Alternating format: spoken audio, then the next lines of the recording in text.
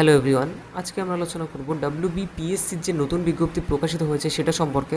WBPSC বা public service commission of ইন্ডিয়ার যে নতুন বিজ্ঞপ্তি প্রকাশিত হয়েছে মিসলিনিয়াস সার্ভিসেস রিক্রুটমেন্ট এক্সামিনেশন সেটা সম্পর্কে। স্ক্রিনে যে তোমরা পিডিএফটা দেখতে পাচ্ছ, এই পিডিএফের লিঙ্ক তোমরা ভিডিও ডেসক্রিপশনে পেয়ে যাবে। সেখান থেকে তোমরা এটা ডাউনলোড করে সময় মতো অ্যানালাইজ করে দেখে নিতে পারো, তাহলে তোমাদের ফর্ম ফিল আপ করতে অনেকটা ইজি হবে। অ্যান্ড আমি কিছু ইম্পর্টেন্ট স্টেপস বা ইম্পর্টেন্ট ডিটেলস তোমাদেরকে শেয়ার করে দিচ্ছি, তাহলে তোমাদের সেটা একটু ঘাটাঘাটি করে দেখা লাগবে না, তোমরা ডিটেলসে ভিডিওর মাধ্যমেই পেয়ে যাবে। ওকে, তো পিডিএফের শুরুতেই এখানে পে স্কেলের ব্যাপারে বলা রয়েছে। তো তোমরা এখানে দেখতে পাচ্ছ 1 থেকে 11 যে পোস্টগুলো রয়েছে সেটায় পে স্কেল এতটা উল্লেখ রয়েছে 32,100 থেকে 82,900 পর্যন্ত। অ্যান্ড 12 থেকে 19 পর্যন্ত যে পোস্টগুলো রয়েছে সেগুলো 18,900 থেকে 74,500 পর্যন্ত। তো স্যালারি কিন্তু যথেষ্ট ভালো রয়েছে। অ্যান্ড এখানে কিন্তু ভ্যাকান্সির ব্যাপারে কিছু বলা নেই যে কত ভ্যাকান্সি দেওয়া হলো, শুধু উল্লেখ রয়েছে পরে জানানো হবে। তো আই থিঙ্ক এটা নেক্সটও একটা পিডিএফ এরা পাবলিশ করবে বা নেক্সটও কোনো একটা নোটিশ এরা পাবলিশ করবে, সেটাই আমরা জানতে পারবো। ওকে, তো কোয়ালিফিকেশনের ব্যাপারে বলি। কোয়ালিফিকেশন তোমরা জানো মিসলিনিয়াসের ক্ষেত্রে গ্র্যাজুয়েশনটাই লাগে। তো গ্র্যাজুয়েশন থাকলে তোমরা এটা অ্যাপ্লাই করতে পারছো, নো ইস্যু, জাস্ট গ্র্যাজুয়েশনে অ্যাপ্লাই করতে পারছো, কোনো এক্সট্রা কোয়ালিফিকেশন তোমাদের এখানে চাওয়া হচ্ছে না। এজের ব্যাপারে বলি, তো মিসলিনিয়াসের ক্ষেত্রে তোমাদের বয়স 20 বছর হতে হবে মিনিমাম।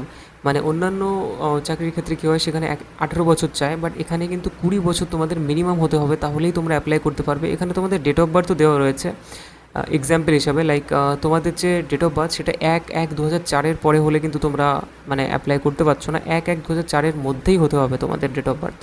ওকে, তো এজ লিমিটের ব্যাপারেও তোমরা জানো SC STদের জন্য 5 বছরের থাকে, OBCদের জন্য 3 বছরের থাকে, এটা তোমরা তো অনেকেই জানো। তো এটা সম্পর্কে বেশি কিছু বলছি না।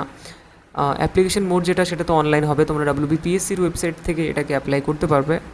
ফিজের ব্যাপারে বলি, তো 160 টাকা রাখা হয়েছে, যেটা লাস্ট টাইম মনে হয় খুব বেশি এতটা ছিল না, এবার একটু ফিজটা বাড়ানো হয়েছে যেটা আমার মনে হচ্ছে। তো এখানে যেটা উল্লেখ রয়েছে SC ST এবং যারা PWD ক্যাটাগরির মধ্যে পড়ছো তাদেরকে কোনো ফিস পেমেন্ট করার প্রয়োজন নেই। বাকি যারা অন্যান্য ক্যাটাগরি, জেনারেল বা আনরিজার্ভড, EWS, OBC, তাদের ক্ষেত্রে এখানে 160 টাকা ফিস রাখা হয়েছে।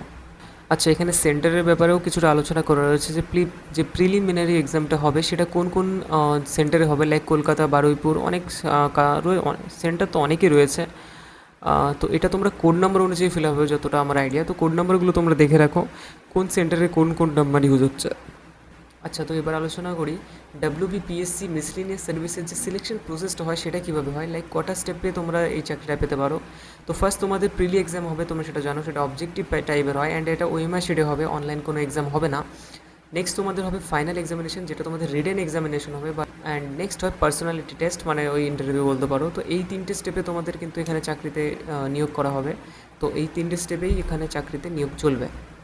আচ্ছা, ডকুমেন্টস রিকোয়ার্ড যেগুলো তোমাদের ডকুমেন্ট ভেরিফিকেশনের, তোমরা অনলাইন ফর্ম ফিল আপের সময় তো ডকুমেন্ট আপলোড করবেই, এছাড়া তোমাদের যে ডকুমেন্টসগুলো ডকুমেন্ট ভেরিফিকেশনের সময় দেখাতে হবে সেটাও এখানে উল্লেখ রয়েছে। লাইক এখানে তোমাদের মাধ্যমিকের সার্টিফিকেট দিতে হবে এজ প্রুফ হিসাবে, যেহেতু এটা তোমাদের গ্র্যাজুয়েশন পাশের এক্সাম, তো সেহেতু তোমাদের এখানে তোমাদের যে গ্র্যাজুয়েশনের ডিগ্রি সার্টিফিকেট অথবা মার্কশিট দুটোই কিন্তু এখানে চেয়েছে। তোমাদের ডিগ্রি সার্টিফিকেটটাও শো করতে হবে, অ্যান্ড মার্কশিটটাও কিন্তু তোমাদেরকে এখানে শো করতে হবে।